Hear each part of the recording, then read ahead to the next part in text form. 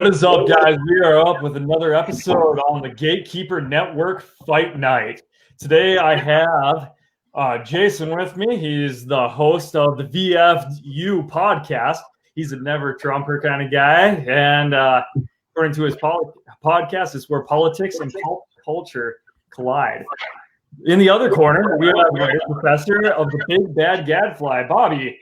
It is a pleasure to have both of you on this fight night. Yeah. We're going to discuss some of the issues revolving Trump, the election, how things may turn out in the future, what kind of things happened in the past, and we're going to all bring it together right here and right now.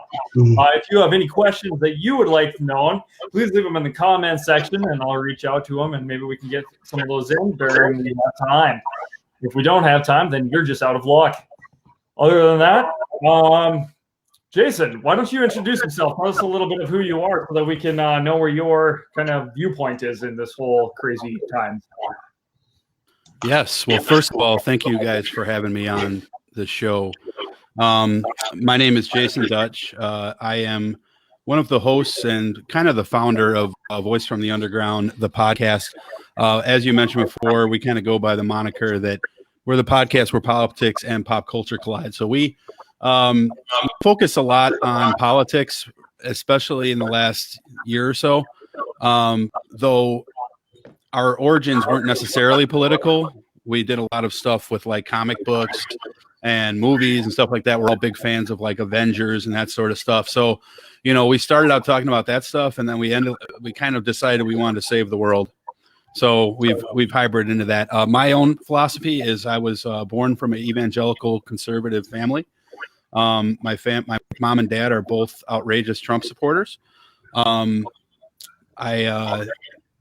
was myself a Republican. I've only voted for one Democrat in my entire life, even as of today. On the presidential, on local level, I voted differently, but presidential wise, I've only voted for one Democrat ever, and that was Barack Obama in 2008. I did not vote for him in 2012. I voted for Mitt Romney. And then I voted in 2016 for Gary Johnson.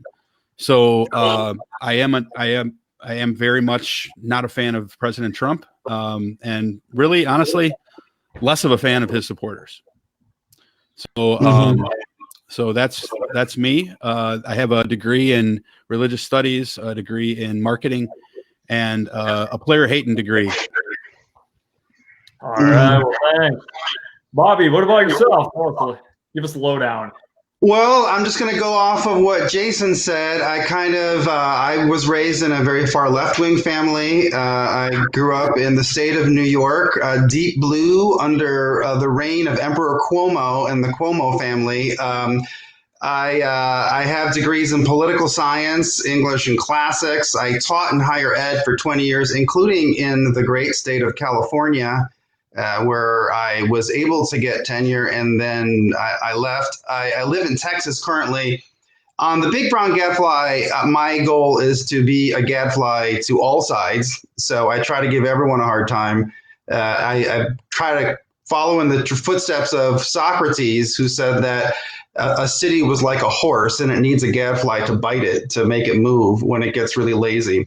So I try to take that role seriously. I am a Trump supporter. I actually like Trump. I think he's doing great things. I absolutely love his supporters. I love his rallies. I like being around other people who support Trump. I love living in a neighborhood with a lot of Trump flags, although I also want to step up once in a while and challenge them when sometimes the rhetoric makes people uncomfortable. So, for instance, in the neighborhood where I live, there was vandalism against a liberal family, and I want to stand with people like that because I don't think anybody should ever be intimidated or have their speech restrained.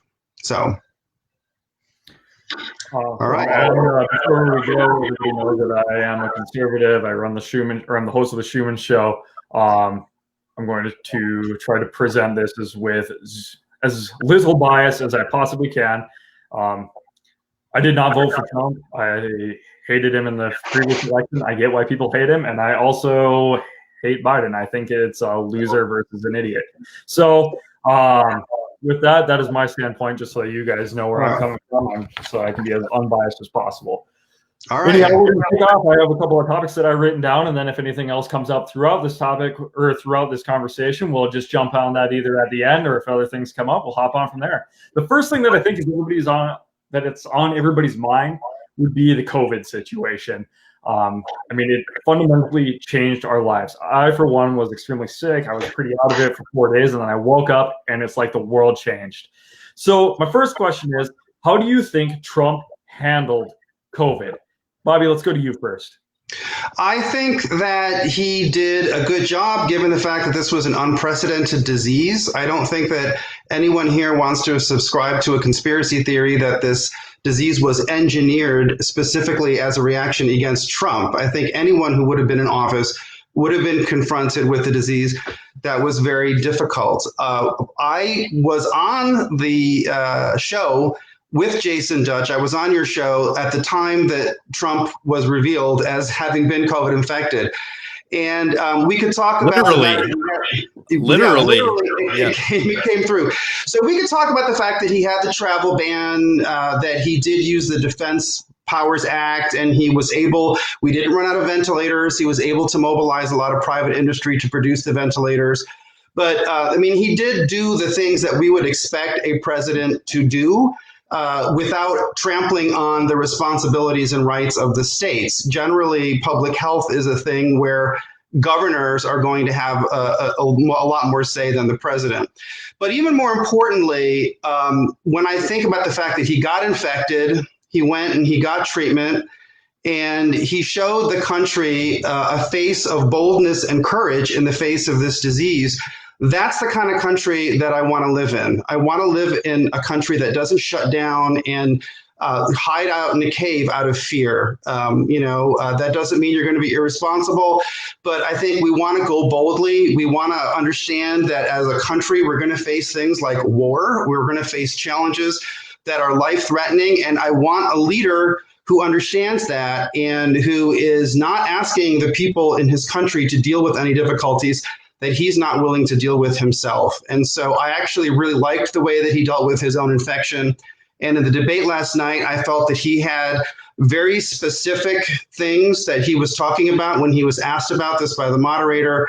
He did not come out of the gate criticizing Joe Biden or attacking anyone. He said, we're working on a vaccine. We have this Operation Warp Speed. We're mobilizing the military.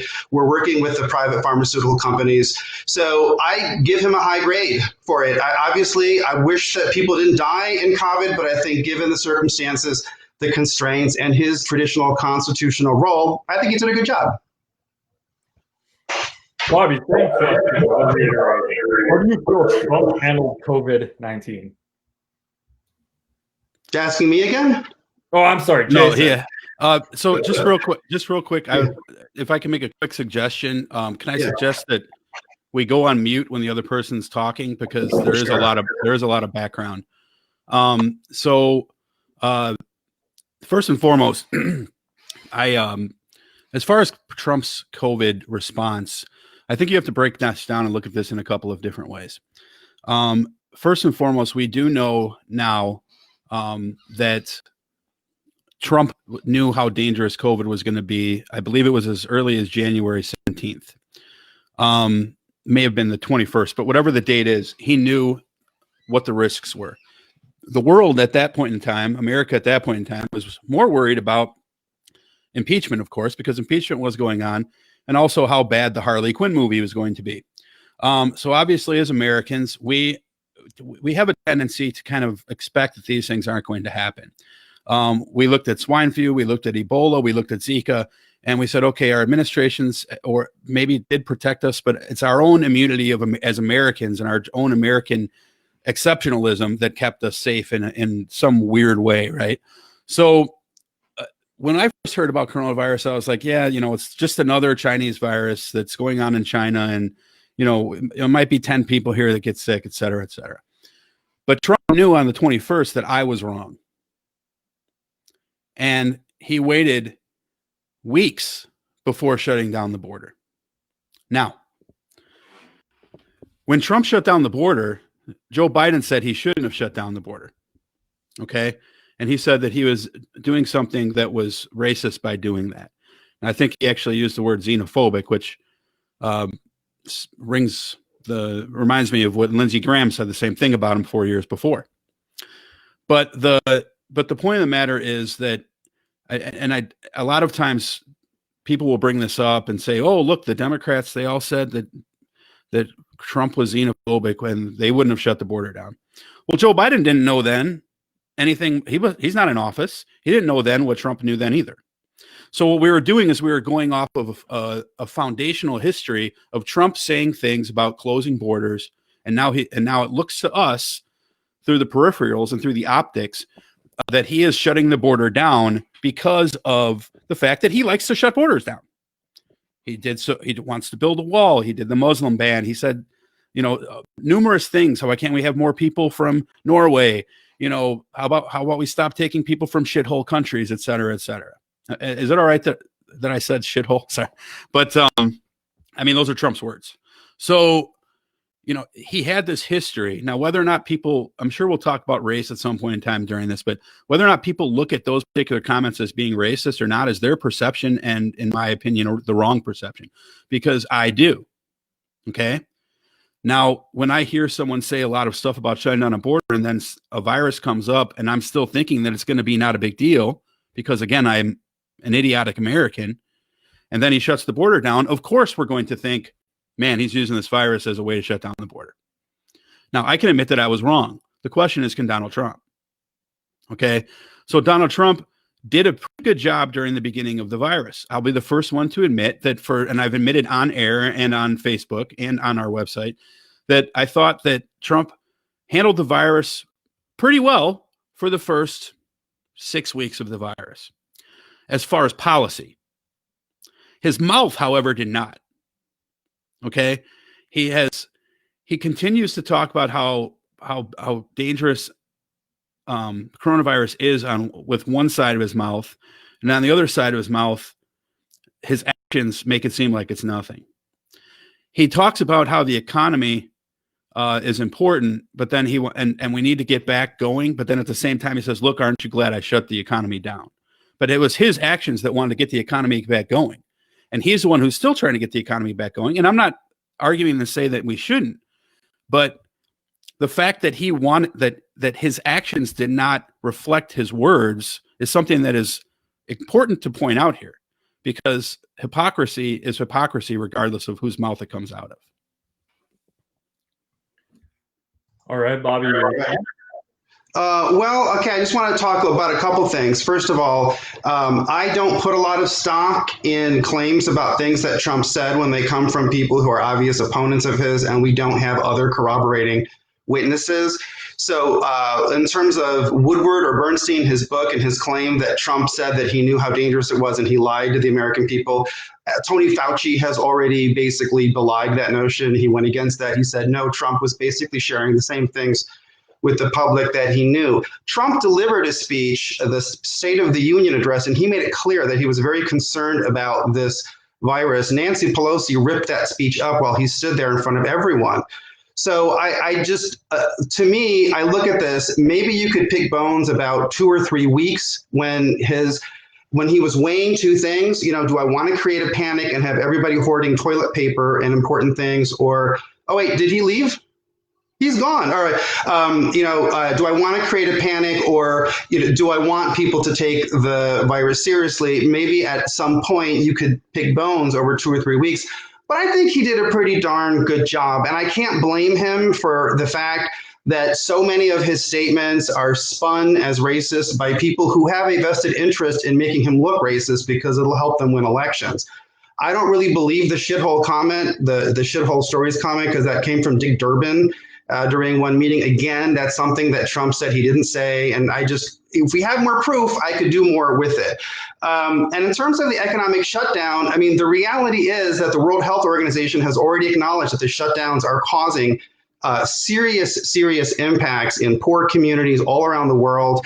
When the shutdown first started, I was on the phone because I work with Urban Game Changers, with urban small business owners, and they were really, really struggling right from the beginning with this shutdown. And their worries fell on deaf ears from the people who said immediately we have to shut everything down. So I just don't think that it's right to then all of a sudden throw the economic downturn at Trump's feet when obviously there were very few good choices.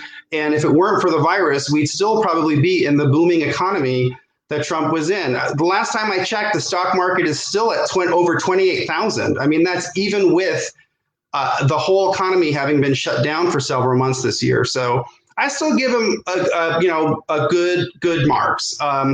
So I know that Trump often, his mouth gets ahead of him. So I can understand where Jason's coming from in terms of, he doesn't always present himself in the most advantageous way. I wish that he would get off Twitter sometimes. But I think on COVID, I'm still a fan of his. And especially, I thought that the way that he dealt with his own infection was really inspiring to me as someone, and watching what's going on in our country, because I think the way that he was shamed by his opponents tells you how his opponents treat everybody who's going to be dealing with pre-existing conditions. I mean, Joe Biden just mentioned in yesterday's debate that anyone with COVID is going to be treated as someone with a pre-existing condition by the insurance companies. I don't know if he meant under his plan or if he's just assuming that under some other plan that would happen. But I don't think that it's right to slut shame people. That's certainly not the way that we dealt with HIV, or that's certainly not the way that liberals expected us to deal with HIV. We didn't attack somebody because they got HIV and chastise them publicly because they were careless or something like that. So I think that the way he dealt with it is the way that as a country, we're going to have to deal with it. We can't wear masks forever. We're going to have to deal with the fact that this is a highly contagious virus, and basically everyone is going to be exposed to it at some point. And that was, in fact, what we were told at the beginning. At the beginning, it wasn't that we were trying to stop everybody from getting it. It was that we were going to flatten the curve and spread out the hospitalizations. So that's where I would stand on it. I still kind of root for him when it comes to COVID. Jason, I will give you time to respond to that. You'll give me the same 7.5 minutes. So let me touch on a few of the points. First of all, and I say this to a guy, like I've talked to Bobby before. I like Bobby. Okay. But let's be honest with ourselves. What would you believe? Okay. Like when Trump supporters hear that Trump has done something wrong, they never believe it. They never believe anything that anyone tells them. And when they do believe it, when they have irrefutable evidence, say like the Access Hollywood tape, for example, then they just say, oh, well, it was just locker room talk, so it's just fine. Of course, ignoring the years of the moral majority that would have destroyed any and other candidate, including John Edwards, for way less. So the fact is that Trump has said himself that he could shoot someone on Fifth Avenue and his numbers wouldn't go down. He was damn right.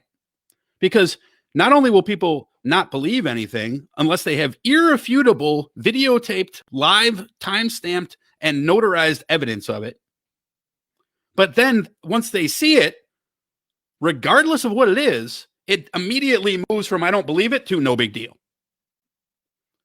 Okay? So how on earth are you supposed to have a conversation when you're dealing with that sort of mentality? It's near pointless. Now, this is not to vindicate Democrats of things, because Democrats have their own list of flaws, and we can be happy to talk about those. I'm sure we will. This is a conservative show. But let's call a spade a spade.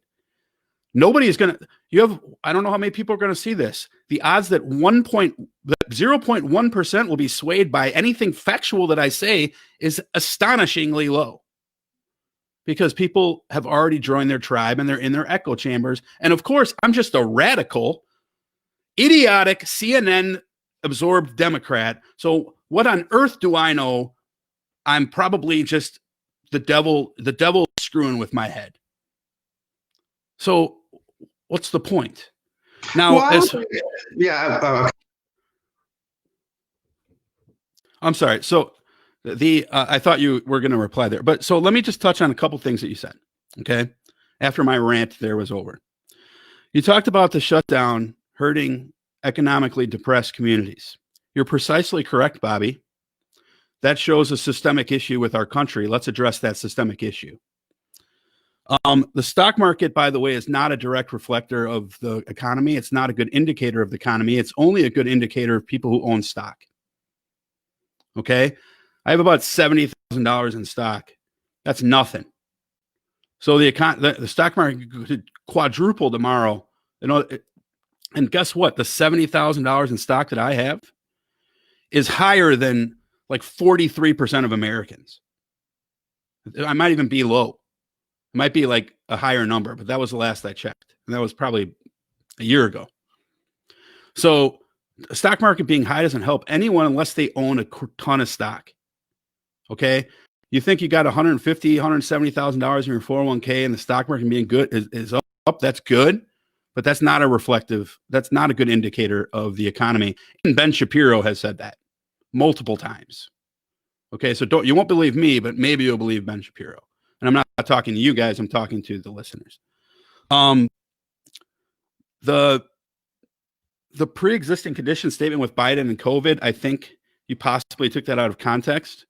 Because the way that I think there's a plausible read both ways, but the way that I took that was that Biden was saying that going forward, private insurance companies are going to look at someone who had a positive COVID test, say, for example, Aetna, Blue Cross Blue Shield, et cetera, that if I switch jobs and I have to talk to them and I have to switch to their company, or if I want to go use the ACA and go get new insurance, and I was not protected against pre-existing conditions, that insurance company would be able to ask me if I had COVID positive, if I was ever COVID positive, and if I was, that they could treat that as a reason for denial.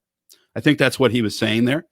Now, they cannot do that right now because of ACA. That does not mean ACA is perfect, because I can spend hours telling you problems with ACA.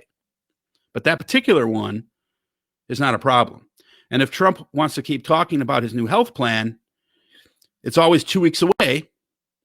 So I guess we'll see it in 2 weeks.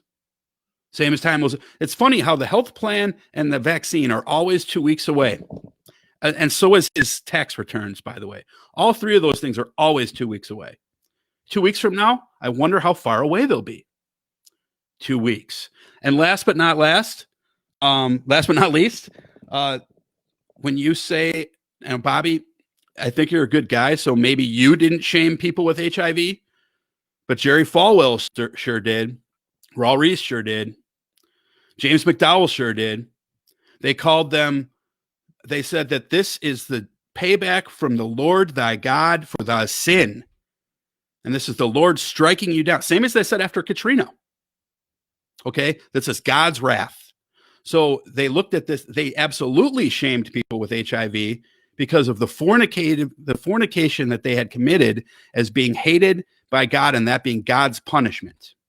Yeah, but that was wrong. I mean, I don't stand behind that at all. And I was liberal during all the time that happened. So I was kind of in your camp. I was living in the gay community, and I thought it was terrible the way that people shamed them. And that's why I feel haunted during COVID. I remember when HIV happened, I had to get tested so many times. And, I remember the same fear about getting this virus. And I thought it was terrible that people were shamed. And I just remember that all the same people that are now slut shaming the COVID people who get infected by saying, well, you didn't wear masks, you're some hillbilly from some red state or whatever. Those were the people who just strenuously attacked Jerry Falwell for making those comments about HIV. So, yeah, I mean, I'm just going to take it when I have evidence, that Trump said something bad. I'll be the first one to address it. Okay. So, I've had situations where there are people in my neighborhood who've had their stuff vandalized by Trump supporters, and I stand with those people. I'm not going to make excuses for them. I have publicly said we need to acknowledge that Trump makes hurtful comments, but it's also the fact that they've tried to accuse this man of being a Russian spy. I mean, they impeached him over a bunch of stuff about the Ukraine. So I do take with a grain of salt when people characterize his statements. So, for instance, he didn't say all Mexicans are rapists. He said there were rapists at the border. So, yeah, I'll end there. What his quote was. And then we got to move on to another question. I thought you were saying 1 minute in the sense of give me a second. Yeah. We can absolutely move on. But I mean, his quote was, they're sending rapists, they're sending killers, they're sending murderers, coyotes, an MS-13, and I assume a few of them are good people. That is not talking about a group of people in a good way. That is not the way that the United States historically has talked about immigrants, especially immigrants who came from Europe. So the fact that, this country is not only built on immigration, let's face it, we're built on forced and illegal immigration. The Pilgrims didn't get permission to come here. They were welcome with open arms to a degree, but a lot of other colonists came in and just took whatever the hell they felt like taking. And now we act like that's all okay because it happened so long ago. But isn't it hypocritical to then see someone else trying to come into the country and expect them to now go through whatever hoops that we expect them to jump through because we took it from someone else? I can't dismiss that when I'm making that logical argument. All right, thank you. The next question is kind of spin off of this a little bit. We have sayings that Trump did everything right and Trump maybe did some things wrong. So I'm going to flip the tables on you. Bobby, you think that Trump did it in a good way? And I guess, Jason, you kind of think that maybe things were kind of dropped the ball on. So let me turn the tables. What do you think Biden would have done differently? Jason, I'll let you start this one. I'll going to put a time restraint on it, I guess. I'll give you 8 minutes, man. No, I won't even take that long. Okay. He probably would have screwed it up. Okay? Same as Trump has. So I don't think he would have done markedly better. And I don't think he would have done markedly worse. I think he probably would have. I think it's probably, and this is an educated guess, but you have to remember, Biden would not have had 3.5 years of history of trying to shut the border. So when he shut the border, you wouldn't have had an outcry, because you wouldn't have had that history that people would have looked at and said, wait a minute, what the hell are you doing this for? Right. So I don't know what Biden would have done.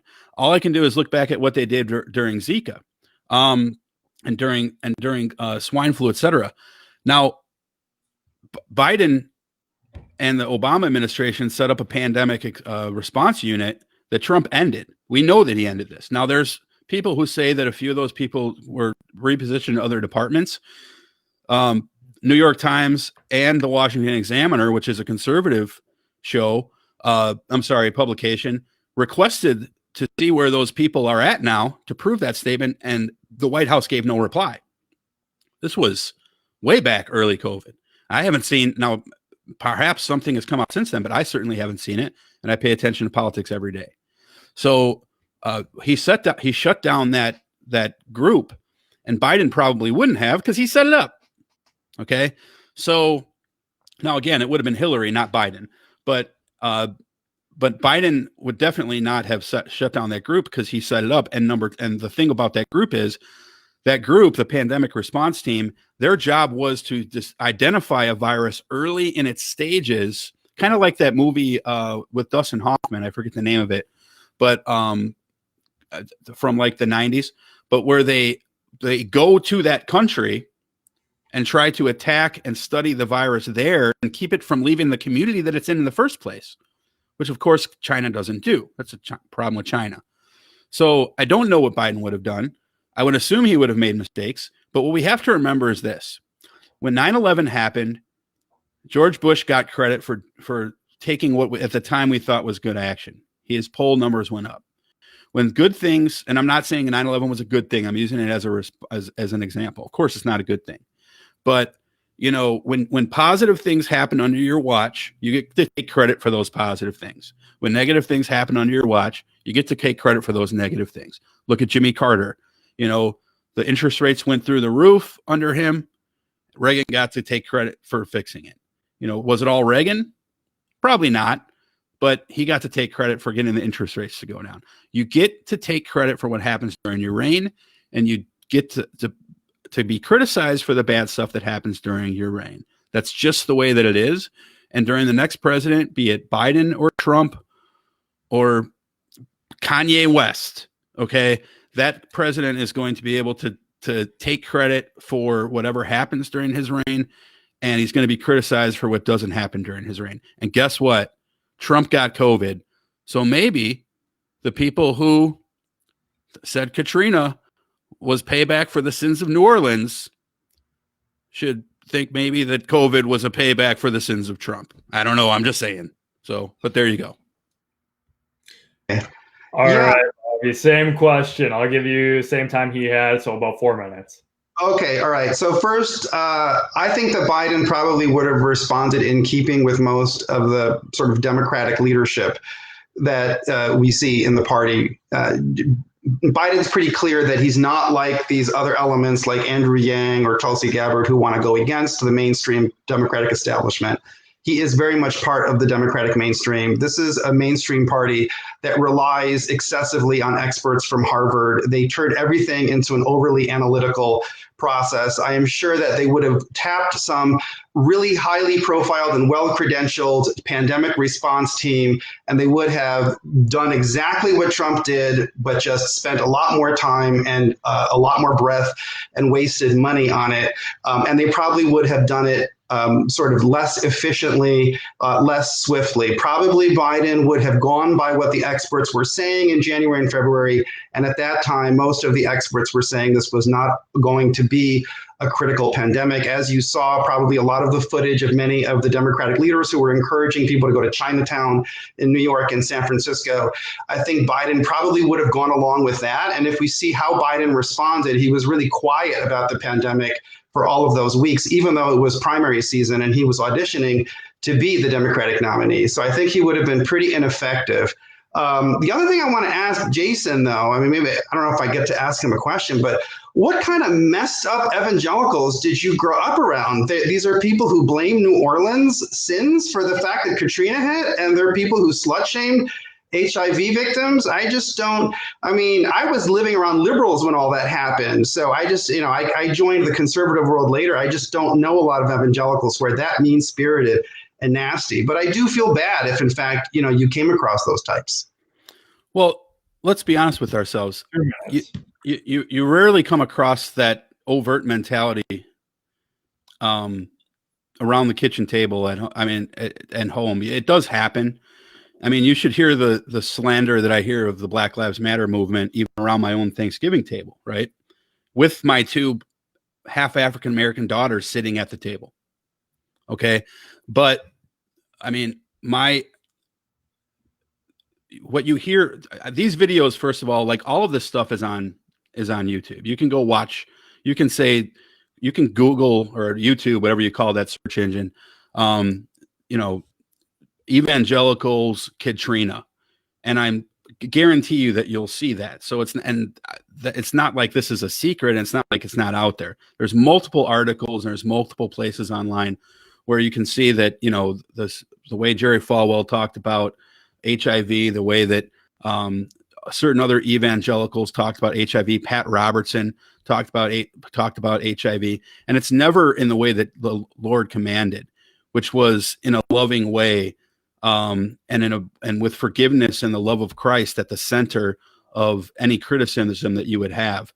They might say it like this, and like, oh, these people, but it's always people being punished because they turned away from God. But guess what? We're not living in Sodom and Gomorrah. We're living in the United States of America. This country supports Israel. They do their job, right? So that's apparently the most important thing in the world. So, but I think not growing up in it is a key thing that you said. But also when I was a kid and I'm going through this stuff, it's not like it even resonated to me as being bad. It resonated to me as being Christian, and like, oh, my family loves these people and they wish that these things weren't happening, but it's on them. So that's why it happens. And then it's pointed to you as proof that, hey, you know what? See, this is why you stick close to God, so these things don't happen to you. So it's the whole dualism aspect of Christianity. That's not to paint Christianity in a whole as bad. I think this is a problem with the church and not with the gospel. All right. Thanks, Jason. Bobby, you got 2 minutes, and then we're going to move on. You're on mute.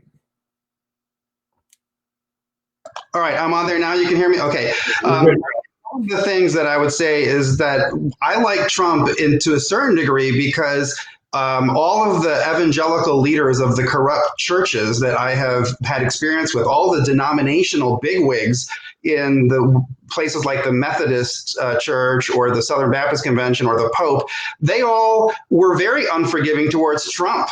They did not show an attitude that we live in a country like America where we're not ruled by kings or judges, we're ruled by public servants. And so you have to keep the people who are in charge accountable, but you also have to treat them the way you would treat a servant. If somebody makes a mistake, your secretary loses a file, you're not going to take her out into the street and shoot her, right? You have to be patient and you have to be gracious with people who are your servants. People who sign up to serve in national office are our public servants. So that means we have to hold them accountable, and we also have to behave to them in a Christian manner, which is, forgiving and merciful. And a lot of the people, at least in the Southern Baptist Convention, the upper leaders, they did have that attitude that Jasen is talking about that was so bad towards Trump. And I thought that Trump coming along, I was really inspired because a lot of the evangelicals who did rally to support him, it was because he was the type of person that we had always been told that we shouldn't associate with.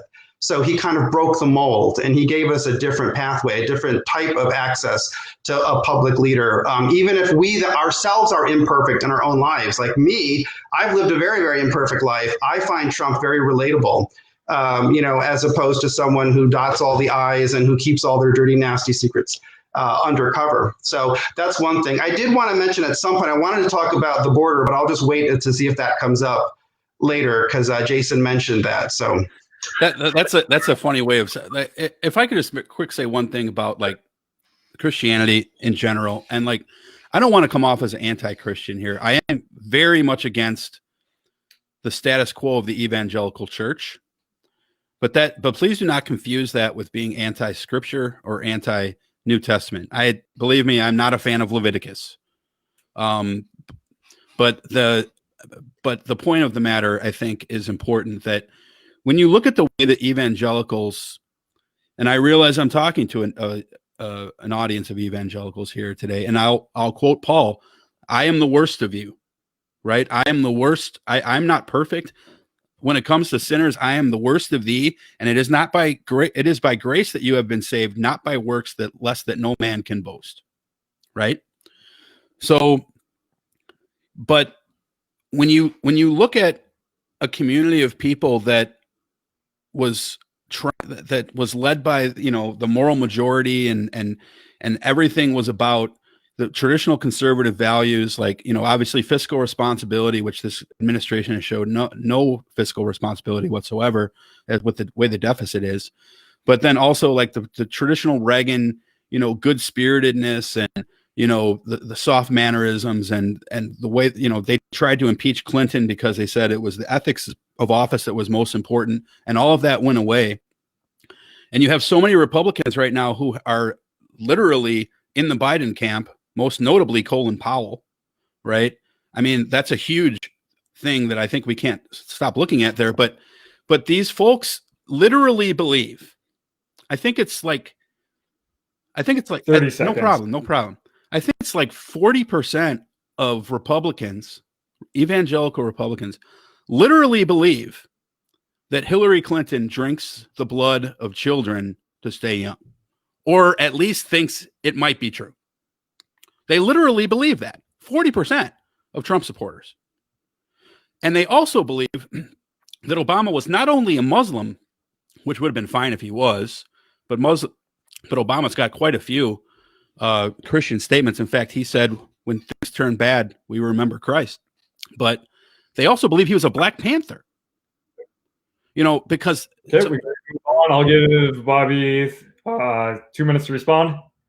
Okay, well, my response to that mostly is, again, a lot of these people that you're looking to, let's talk with Colin Powell, first of all. He's the man who went to the United Nations and really pushed us to go into Iraq by saying that there were weapons of mass destruction that we ended up not finding there. I'm not a big fan of those people, so a lot of those never Trumpers that you're referring to are exactly the type of people that led me to Trump, because I didn't want a Jeb Bush. I didn't want one of those classic country club Republicans to be in office. Now, regarding all of this discussion about evangelicals, all I can tell you is that leadership that you're talking about, I was fired by a Baptist seminary. Okay, I was fired by a Baptist seminary by a bunch of that classic type of Republican because I was writing about abuse in the same-sex community, and they were like, "Oh, that's too scary." So I'm not part of that. I don't think that that's a good way to lead the country because it means you can't confront your problems and you can't deal with things head on. I like Trump because I look at things like the way that he dealt with North Korea, the way that he started to draw down some of our forces overseas, and he took on the military-industrial complex. I think he did great things for small business owners, and a lot of the work that he did in the African-American community in criminal justice reform. He's done really great stuff. I can't really, I can't really say much more on the issue of evangelicals because I don't know who they are, and they're not the people that are tied to the Trump world that I know. So anyways, that's it. All right. Moving on to our next topic. I'm going to skip over one real fast and let's get to something that's a little hot button issue, to say it the least. We're going to jump over to the topic of systemic racism within America and whether you think it truly exists. The definition I found for systemic racism is a form of racism that is embedded as normal practice within society or an organization. It can lead to issues such as discrimination in criminal justice, employment, housing, and healthcare, political power, and education. Bobby, I'll let you take this one first. So is institutional racism vibrant within the United States? And what can Trump do to fix that? Okay, I think that there is a lot of racism in the United States. I don't know if when I say systemic, if that's me indicting the entire country or the Constitution or something like that. So I always back away from putting that adjective on it. But I am very aware of racism. I have fought against it in multiple roles that I've had as a professor, as a writer. I'm always against racism, and I know it exists, and we struggle with it every day. I think in terms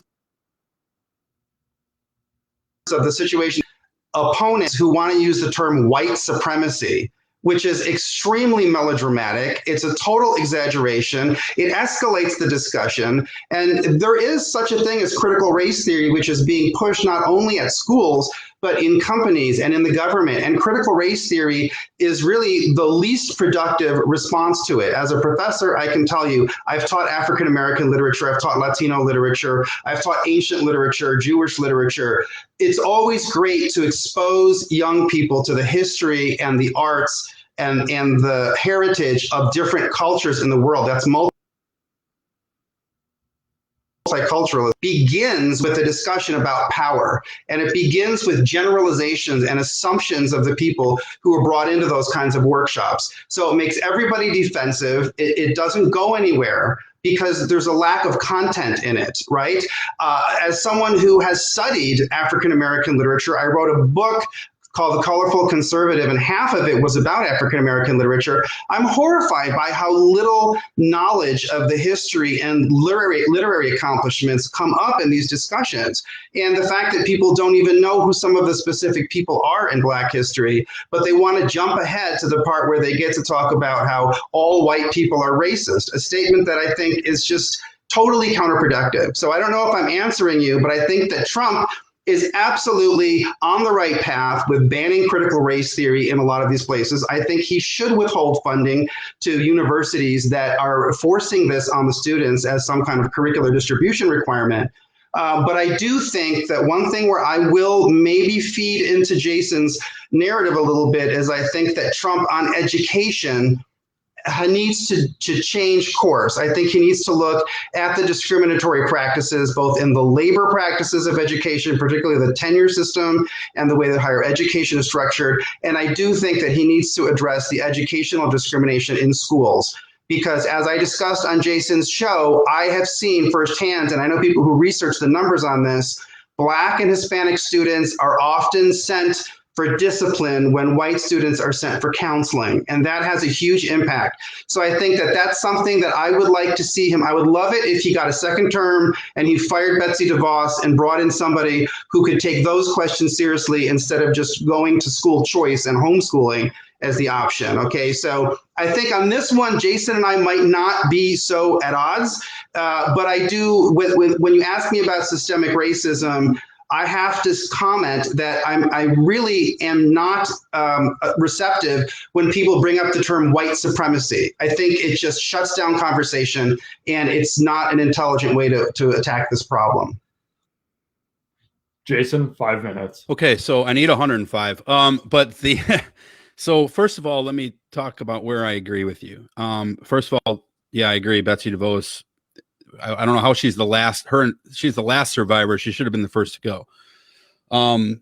But I also agree with the fact that white supremacy is a turnoff word. Okay, so I don't think that most people on the left really understand what white supremacy is, and I certainly can assure you that most people on the right don't want to talk about it. So systemic racism is embedded in our culture, and it has been embedded in our culture since our Constitution was written. Now, does that mean our country is evil or that every single person is a racist? Of course it doesn't. Have we made a lot of strides, especially since 67? Of course we have. Are we where we need to be yet? No. And why is that the case? Well, to be frank with you, it's because when you have a perception of a group of people that is based on, let me backtrack this real quick. So at the debate yesterday, they talked about Trump actually made an interesting move, and he attacked Biden from the left and said, why did you support the Clinton crime bill? Why did you call them super predators? Now, first of all, it's ironic that he said that, seeing as he used that term about the Central Park Five. However, the Biden actually did not say super predators. Hillary Clinton did. Biden used a similar term, and Biden, however, has backtracked a lot on what he said. Now, the left wing has a bad habit of pretending that because someone dressed up as Mr. T and did blackface in 1986, that they're perpetually racist and have no hope of being saved from that. The right, on the other hand, will just pass it away and say, well, I don't even understand why you're upset. It was okay at the time. And there's you have no right to get mad. The murky middle is probably where the truth lies in this particular one. And I think that it's pretty clear that it does. Now, when Trump attacked Biden from the left yesterday, what he basically did, and a lot of people have been yelling at me on Facebook and Twitter today about, is how come the 94 crime bill, how come the Democrats put it in when we know it's racist? Okay, I'll agree. The 94 crime bill, the Clinton crime bill, had a lot of racial undertones to it. So why is it that when Colin Kaepernick took a knee during a football game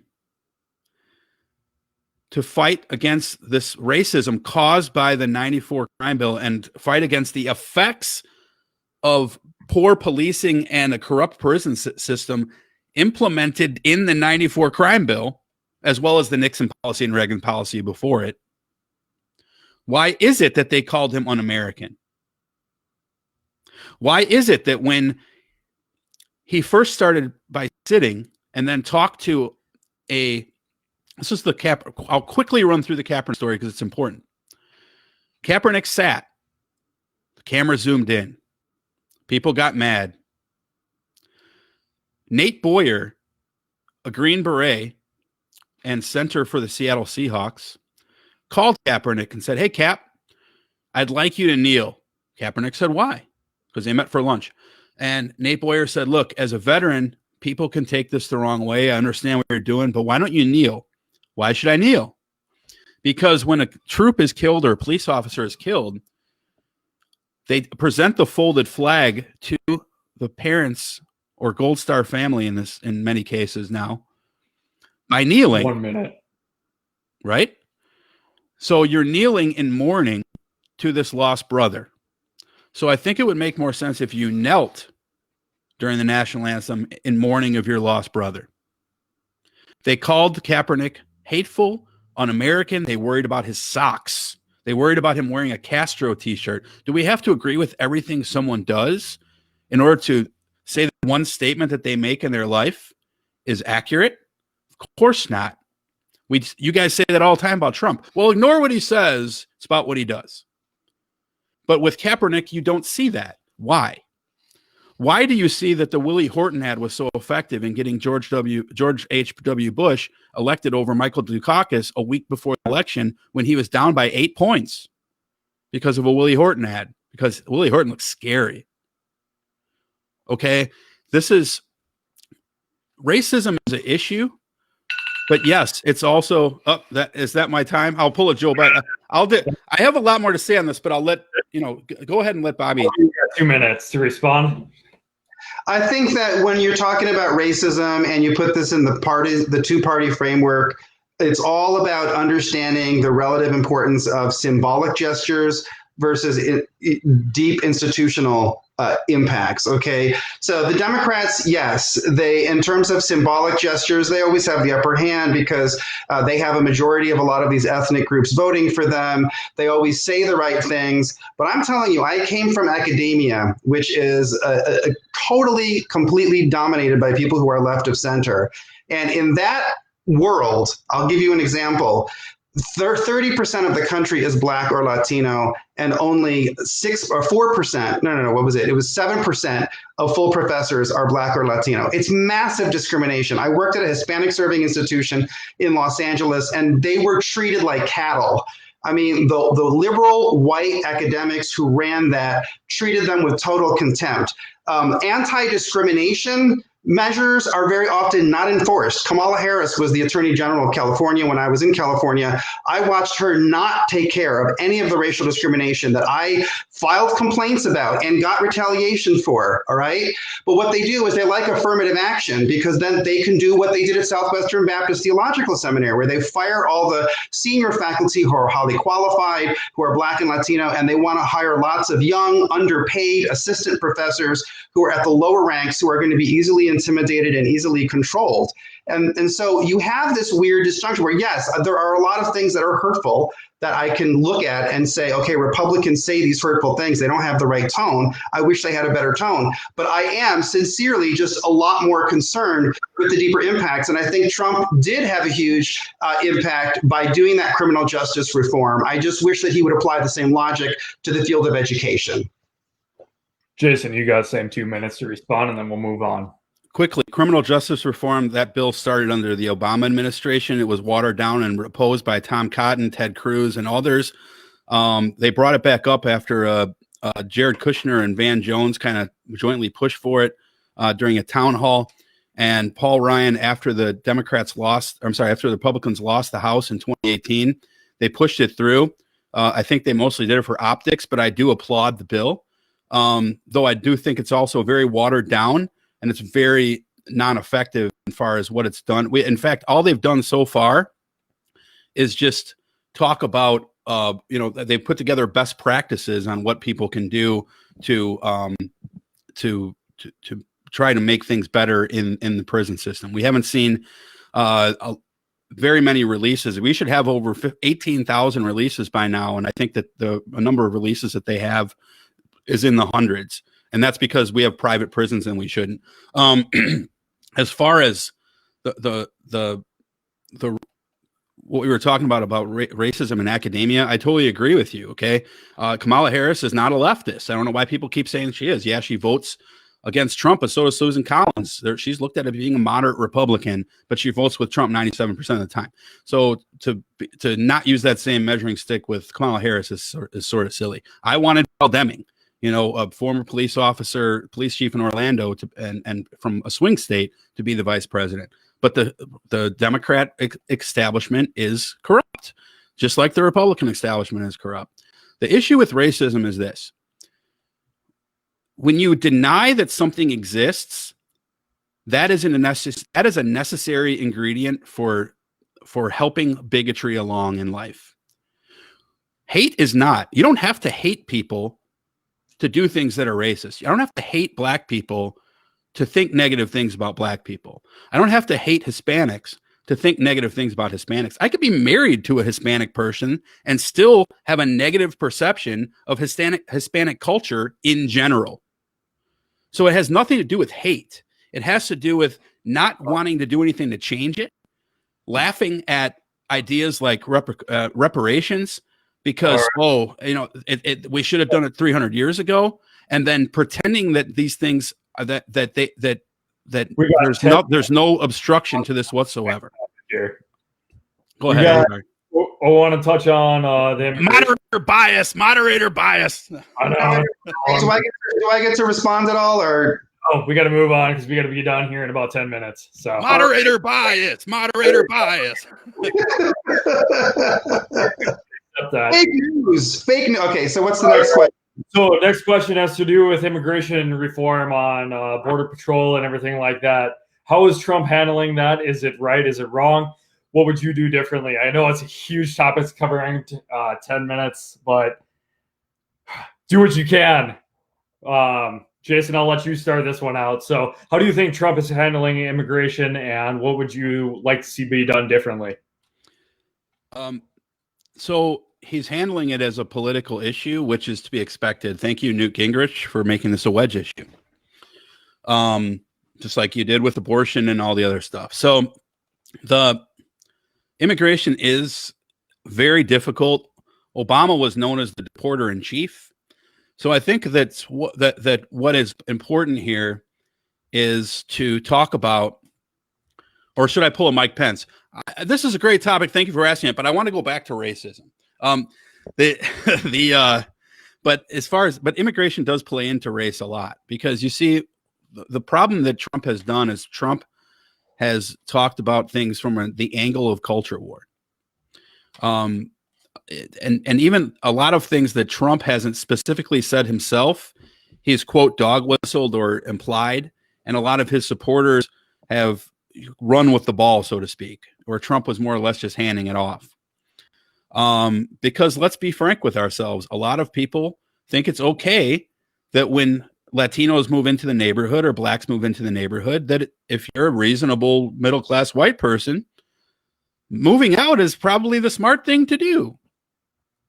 So that, of course, creates economic oppression and economic a non-diversity of, an imbalance is what I meant to say. I apologize. I'm pulling a Joe Biden and stuttering here.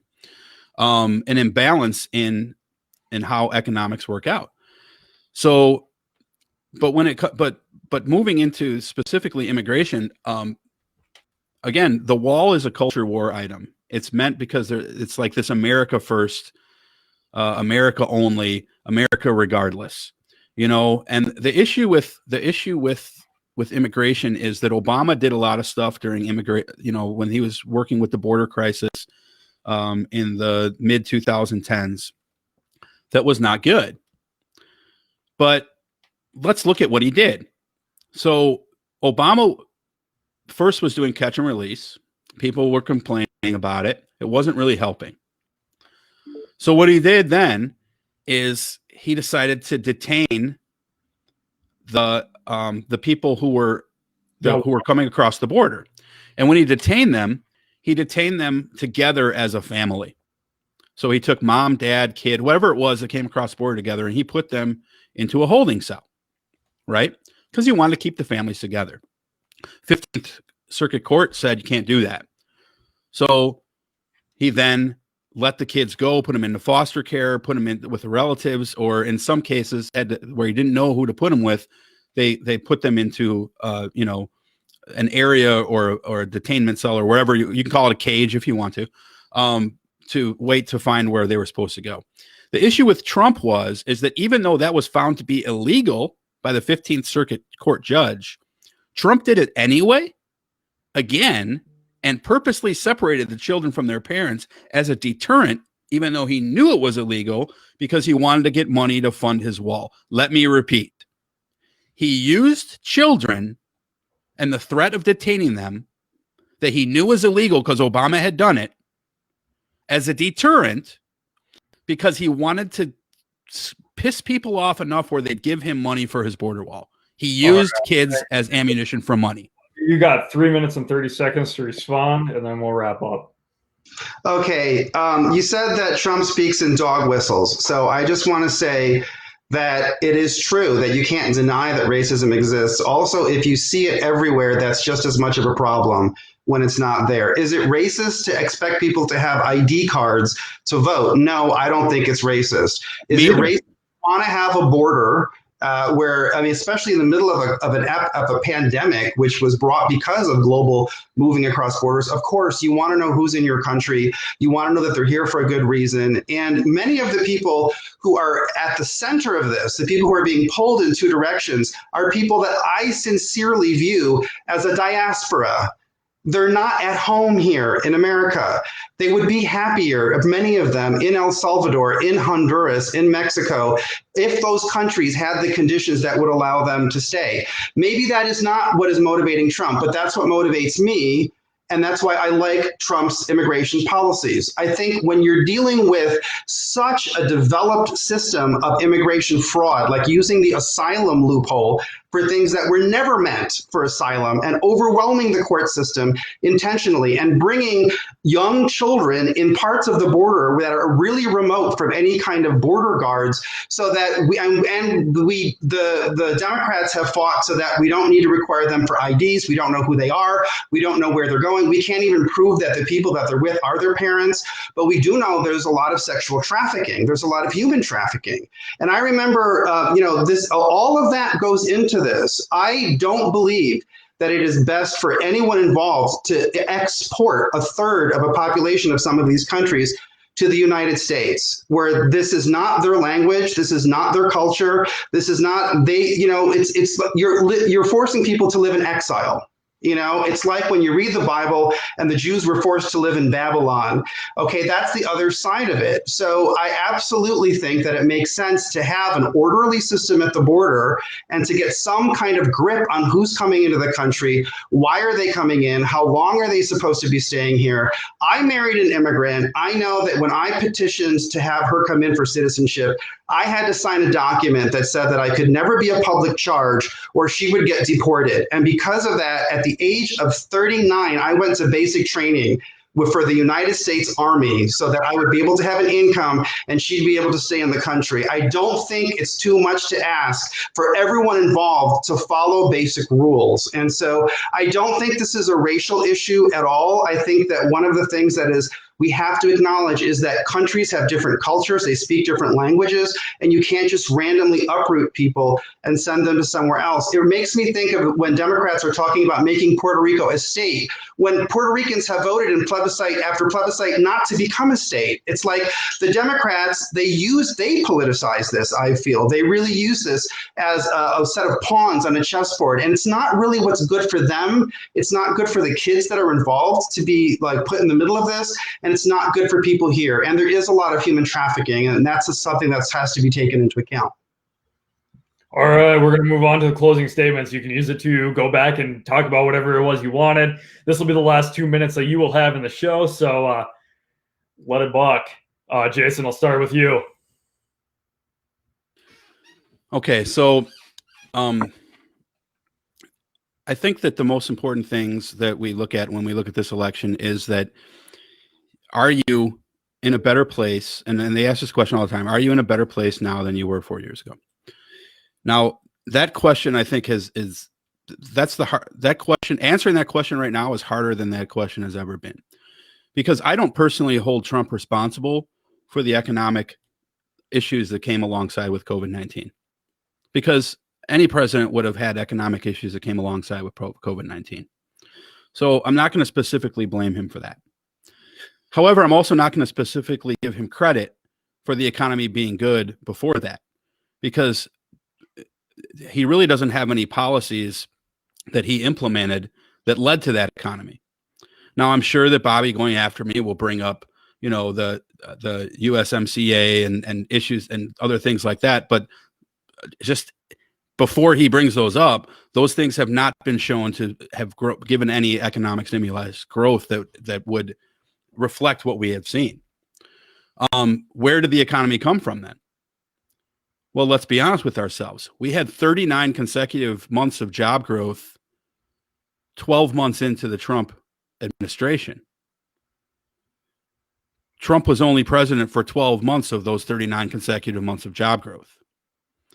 So what he did essentially was he put in some short-term things that were aimed at near-term economic growth, so that he could use those things during the 2020 campaign. And it was a smart thing to do. But very little of what he did, especially what he did with his tax cuts, has helped small businesses. And Bobby talked about before how Trump likes small businesses. Small businesses are the ones that are suffering because of the tariffs.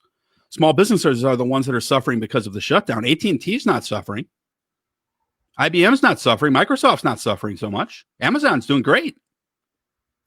But how's the plumber down the street from you? How's the carpenter? How's the guy that works at the machine shop?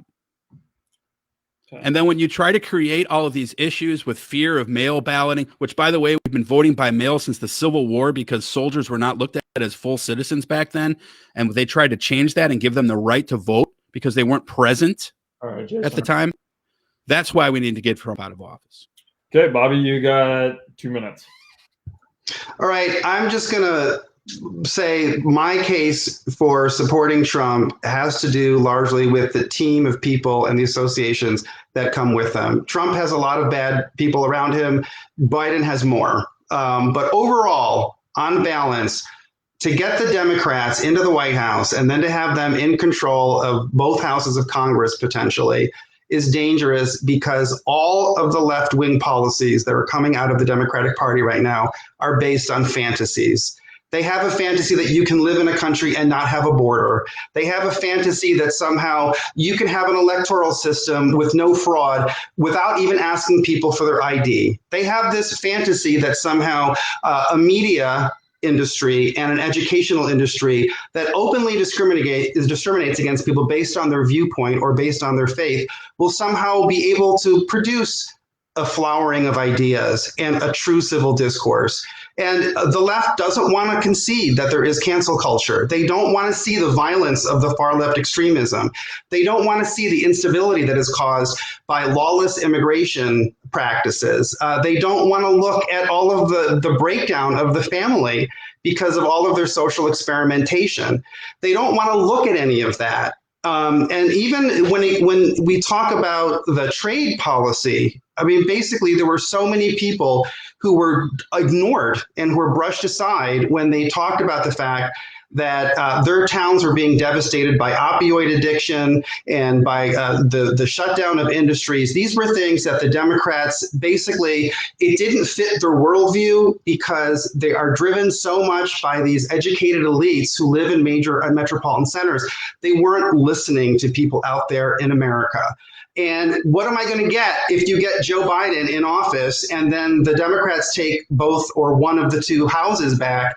Well, what you're going to get is just more of them not listening, more of them living in a fantasy world, more of them forcing us to deal with all of the crazy disjunction in what they're doing. Trump talked in his speech yesterday, or he's talked generally about air and soil quality, whereas the Democrats are on some apocalyptic fantasy thing about how the globe is going to burn because of human sin with carbon emissions. There's a practical way to deal with pollution, and there's a fantasy way to deal with it. And that kind of becomes the metaphor for all of it. That's why I'm Trump. Okay, and I did notice that I don't do this every day, but I did notice I did let Bobby go first, so I'm going to throw you under the bus, Bobby. Considering I did let you go first in the debate, I do want to give Jason 1 minute to close the debate. I view that as fair, so I will give you 1 minute, Jason. Well, I appreciate that. First of all, just let me say I appreciate, Bobby, because I don't disagree with everything he's saying. There is no fantasy though on the left, and like when you look at what the left is doing, is everything that they're doing great? Of course not. But what you're not getting is what Fox News is telling you, that you have this effort to have open borders, which is not true. There is no effort to turn us into a socialist country. If you don't like socialism, don't call the police. Okay? Because implementing social programs into your life is not, or into your local budget is not socialism. You're confusing socialist policy with Leninist Marxism, which are two completely different things. So the idea that the Democratic Party is trying to rip away gas from you tomorrow is silly. But the idea that we're going to be using gas in 100 years is also silly. So when are you going to transition? Trump is not going to help you transition that. Joe Biden has shown that he has brought us back and saved the auto industry, which Mike Pence, by the way, voted against, and can transition us into the new era of energy without forgetting about the one that is supporting people's jobs right now.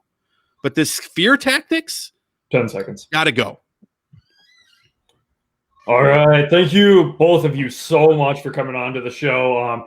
You guys can check out the Twitter link as to each of these individuals' bios. You know, it's so rare that we actually get to sit down on opposite sides of the aisles and be able to have a decent conversation back and forth. We can see the legitimacy between both of these viewpoints. We can see that they genuinely want to make this country work and work together so that we can come together as Americans, not as Republicans and Democrats, but come together. What needs to happen is we need to have these conversations. They're tough. Nobody likes them. But hey, there was no blood tonight. Nobody got hits in below the belt. That is a plus on this side. So on closing with that, I just want to say America is sort of like a marriage. We're all in this country together. We all have to live together, and nobody's leaving one another. So in that, I'm your host, Shu, and this has been the GK Fight Night. Thank you. All right. Bye-bye. Hey, Bobby. Thanks, brother.